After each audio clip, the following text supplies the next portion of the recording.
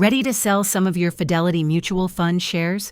Whether you're rebalancing your portfolio or need the funds, selling investments requires a few specific steps. In this guide, I'll show you how to sell a Fidelity Mutual Fund. To sell your Fidelity Mutual Fund, log into your Fidelity account online or use the Fidelity mobile app. Navigate to the specific account holding the mutual fund you wish to sell, e.g., brokerage or retirement account.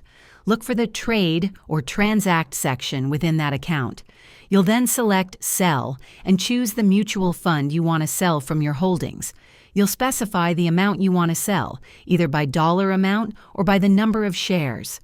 Finally, review the order details carefully before submitting. Selling mutual funds typically processes at the fund's next determined net asset value, NAV, after the market close. The proceeds will then be settled into your cash available to withdraw or reinvest, and there you have it. Selling a Fidelity Mutual Fund is a clear process. If this video was helpful, give it a thumbs up and subscribe for more tips.